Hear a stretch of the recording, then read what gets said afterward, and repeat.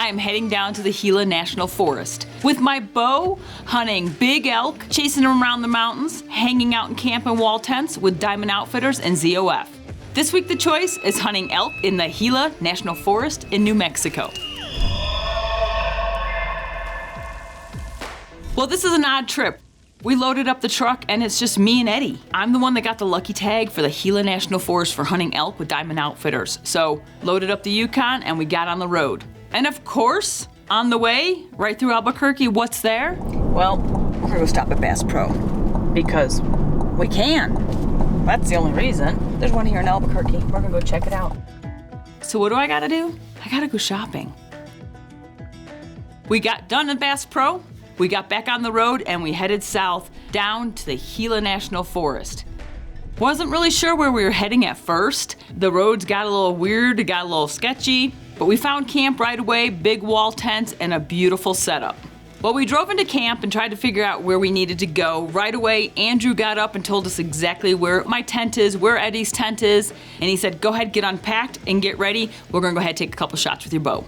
Okay, so my RX-9 is 27 inches and it is set at about 54 pounds. I have my Easton 5.0 arrows, carbon, all carbon. They are tipped with an interlock stainless extreme. Yeah, see, stainless extreme. Just saying, they're 100 grain. Okay, quiver is set. I got my Hoyt set up and you know what? It was dead on, which is such a confidence builder, knowing that as soon as I go out in the woods, if I get an opportunity, I am good to go. Is that okay? I think that'll do, yeah. Okay. Yeah, I don't think that arrow you shot next to it is okay. I bet you probably cut it, but... Ralph hates when I do that. Yeah. We finished everything up there, and we went and we did some scouting. A long time ago, I have hunted the Gila before for elk. When I look back at the footage of hunting elk in the Gila, it's a crazy place, it really is. And there, you think there's elk behind every tree. I had a bull elk at 30 yards. Ralph called him in and was trying to be the cameraman for me at the same time. Unfortunately, that bull never gave me the opportunity for a shot. Hopefully this week, I'm gonna get that opportunity. We got into camp the day before I could use my tag. My tag starts tomorrow. So what we did is we got in Andrew's side-by-side and we went and we did some scouting.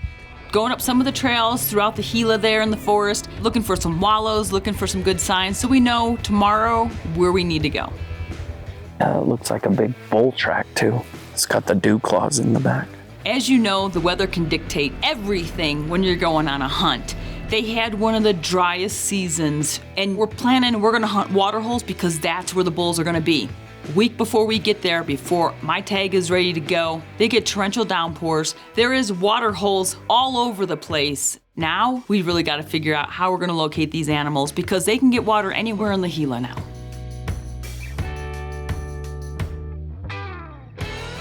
Like I said before, camp life here is amazing. The tents themselves are outstanding. Everything is just perfect. There's a fire pit, there's chairs, there's a cook tent, there's a tent that we're gonna go and eat in.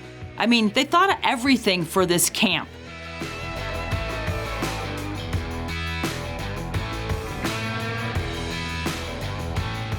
The first morning out, we heard some cows mewing, we heard a bugle off in the distance. First thing, I mean, it was just barely first light.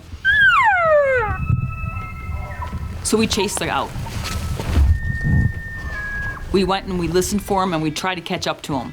We got to the position, we could hear a cow calling. We were waiting, we're standing still, we're figuring that's it. We thought we got around them.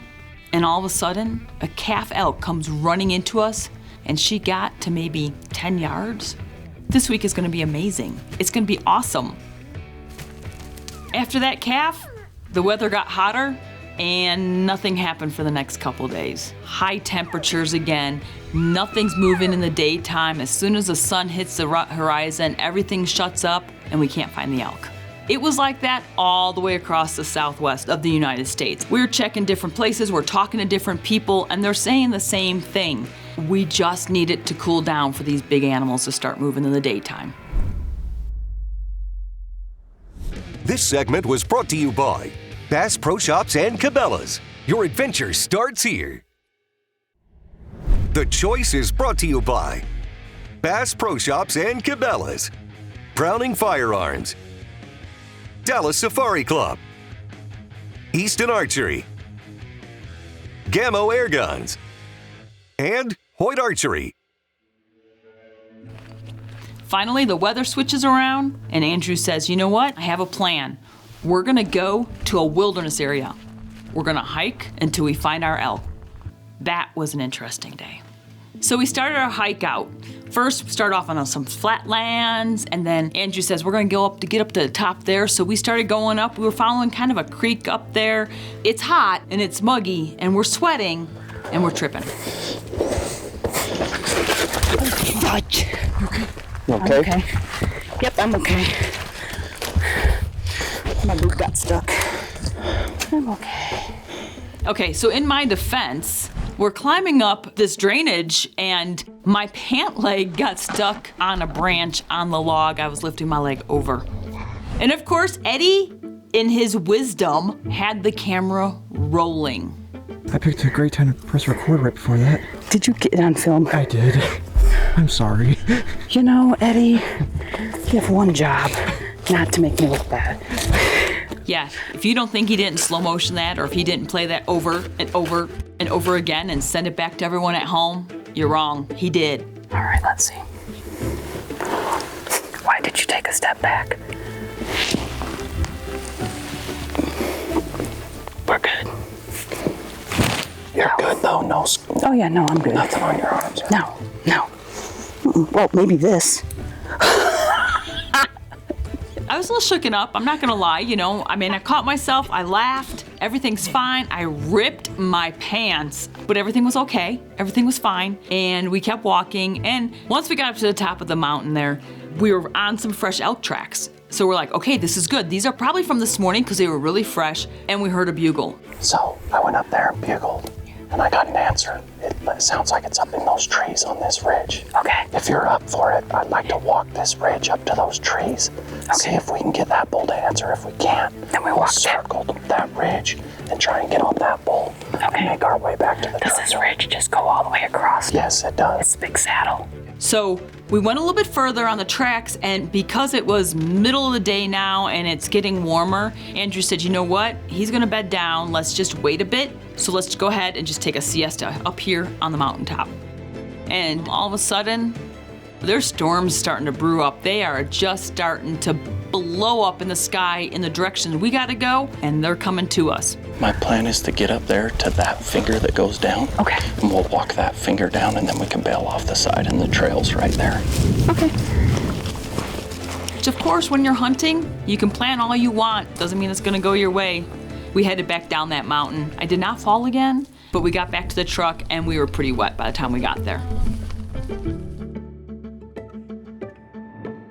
So Dan, the guy from Diamond Outfitters and ZOF, he shows up in camp. And he's like, hey, do you guys mind? Let's all go hunt together. So we did. We headed out early in the morning, and we saw a bull. There he is, walking out right now in that little clearing. He was over on the other ridge side across the valley, and you know what? We see an elk, go for the elk. And we did. Well, with the lack of bugles there, I said let's go back to the rig and bust up there. Okay. On our way over there, trying to get closer to where we saw that bull elk, everything got quiet. The sun is up. We were right about where we thought he was, but we hear something else and we're not sure what it is, and everything kind of scattered.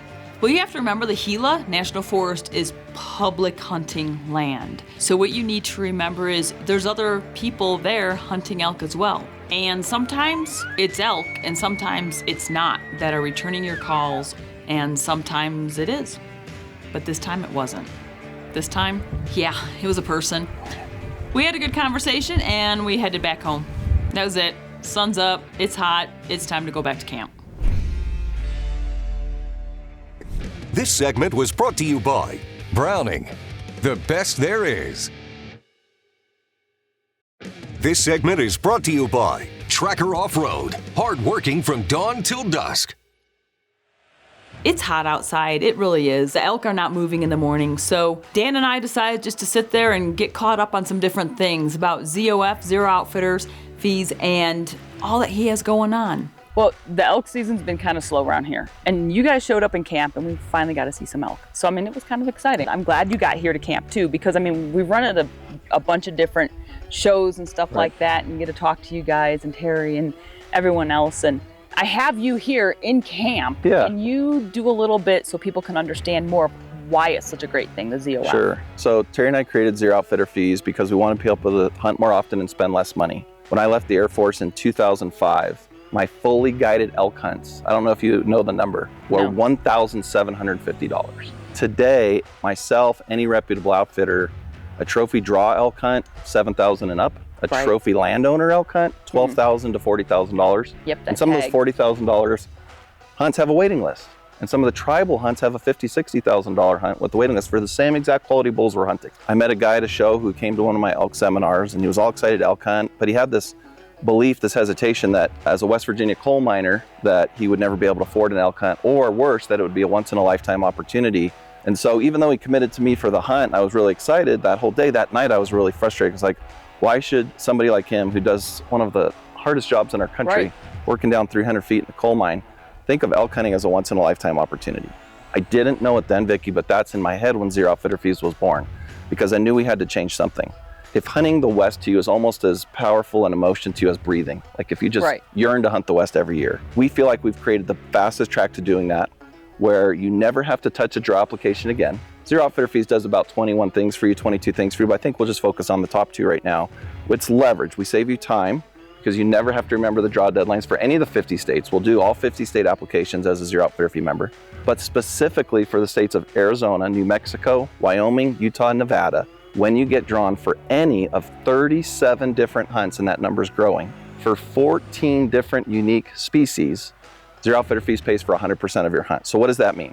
So we put Vicki in for a Wyoming elk hunt. And if she wasn't a member, that Wyoming elk hunt, as of this video, is about a $13,500 hunt. Anybody in that camp with you that's not a Zero Outfitter Fees member, very straightforward, spent $13,500 for that hunt. Right. Any Zero Outfitter Fees member paid zero outfitter fees, meaning they paid their tag and license and application, which are what you pay whether you go with a guide or not. Absolutely. Then you pay your guide tip and your cook tip and you're done. And that's the most straightforward way to think of Zero Outfitter Fees. We're gonna take care of that, all 50 states. We have an amazing staff led by my wife that takes care of all the administration, all the applications. And then once you get drawn, you've got 61 of the most dedicated, hardworking guides in the United States on 42 million acres of unfenced hunting areas. So we have this beautiful, everybody's working with the right butt in the right seat, doing the right thing at the right time. And so it's just a gift.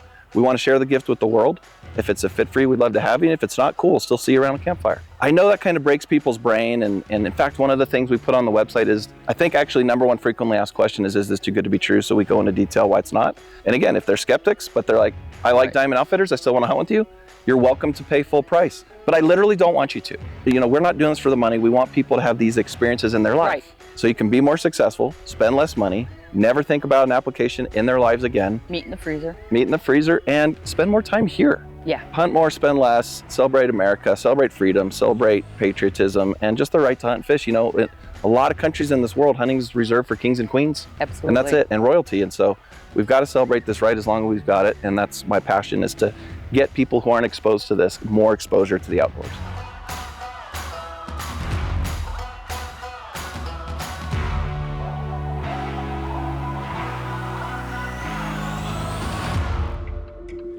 So I only have a couple days left. And you know what?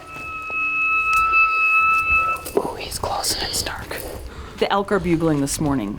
We're hiking in, we're going towards the call, we're kind of being quiet, and as we're walking, all of a sudden,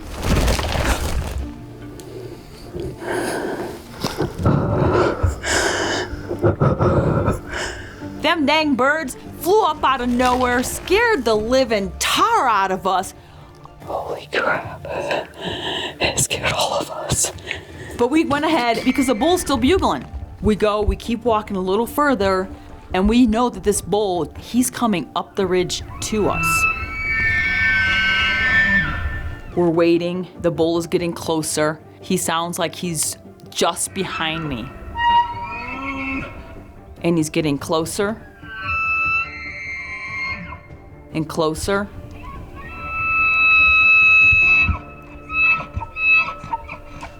And he stayed just a hair low. We got close. I just didn't get a shot. They busted down below me and they're over there. But our wind's going that way. There's this bull down here. Okay, I heard him a couple times. Well, we didn't let the disappointment set in too much because we still heard other bulls bugling. So we're like, okay, let's figure out where he's at.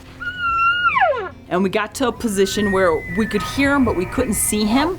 He's down in the valley, down in this ridge. And we look down, and here is this beautiful bull. And he's standing down there, and he's just slowly walking up the hill. We let him go. We figure we can go get caught up to him. We watch him just slowly walk up that hill and up and over. Andrew says, let's go. And we went down to where we could get down and then climb back up after him. Well, I'm just gonna put this here, lay it out so for all of you guys to see. You know how Eddie was so good about filming me falling earlier in this show? Yeah, well, Eddie fell and he filmed himself. Are you okay? Is he okay? Eddie, Yep. what'd you land on? Camera. It hurt. Good job, Eddie. Good Yeah. job. Yay, me. But we continued on and tried to catch up to that elk, which we did not. My bad. I shouldn't have started yelling at you guys. I'm so sorry. This segment was brought to you by Easton, advancing archery's legacy since 1922. The Choice is also brought to you by Spy Point Trail Cameras, Tracker Off-Road, Traditions Muzzle Loaders, Interlock Broadheads, and these fine sponsors. Well, it's the last morning of my hunt, and we're gonna make this happen. We got out there and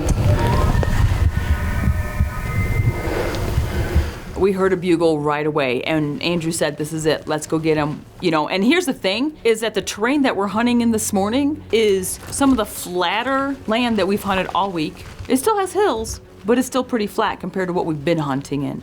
And we started chasing this bugle.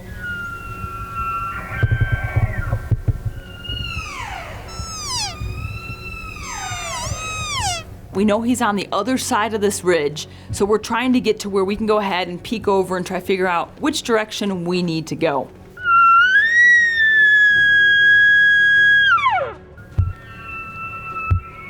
We're probably 40 yards from the top of the ridge, and we don't hear him bugle for a few seconds, and then all of a sudden, all of us just drop. His head pops up over skyline looking down at us. The problem is I have a big tree in front of me. All I could see was antlers on both sides of the tree from the trunk.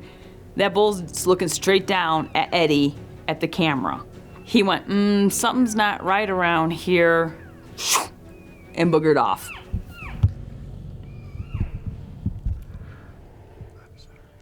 We hurried up, ran up to the top, and we didn't see him again. We have no idea where he went. This is the second time that I've hunted in the Gila National Forest in New Mexico, hunting for elk. This experience was amazing. Diamond Outfitter, all you guys there, ZOF. We had a great time. We put on, I wanna say, close to 70 miles up and down hills. I don't even remember how many flights of stairs that my watch told me I did that week. Between falling, climbing, listening to all the elk bugle all night long. I would do it over again in a heartbeat. It's all about being there, being in the moment, and appreciating every single bit of it. Dan, Andrew, all you guys at Diamond Outfitters, again, thank you so much.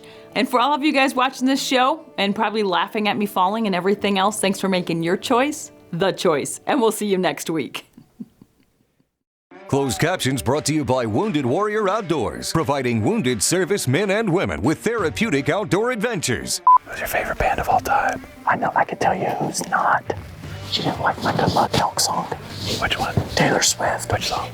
All Too Well. Oh, that's probably my favorite T-Swizzle song, if I'm being honest. Oh my gosh, what's wrong I with have a these guys? 16-year-old daughter. Exactly. I don't care. Exactly. I may have the live version of it on my phone. Yeah. I will listen to anything from Metallica to AC/DC to INXS to Korn Really? to Black Eyed Peas to, I'm like, You really listen to Korn? oh yeah. When we get in the buggy last night, he puts music on. I didn't mean to do this, though. The first song is wasting my time. I go, oh, that was great. Good job. We'll mix it up. I promise no more Taylor Swift. My guide review went from like 3 stars to -2. Everything was great. The elk was slow. Not their fault. But the music selection, Subpar. Yeah. subpar.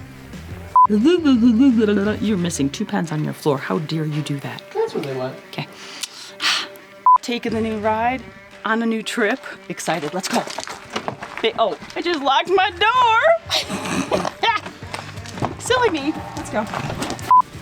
I need something hard to put broadheads on. My broadheads are already on my arrows. I put them on there at home. Yeah, if only there was a table behind you. If or only there was something. something like here sharp to point at. It is the 18th of September. Right? You would think they'd be making some kind of noise. If someone could send that elk an email or something. Yeah, send a text message. They got satellite texting now. What the hell? On a day like today, there's no elk bugling. How do they all know not to bugle? Right. Like you can't think about people. Do you think you can get 1,000 people to do one thing? If you put 1,000 people in a room and said nobody talk, somebody's gonna talk. Oh yeah, because someone's gonna go, why can't I talk? Yeah, exactly.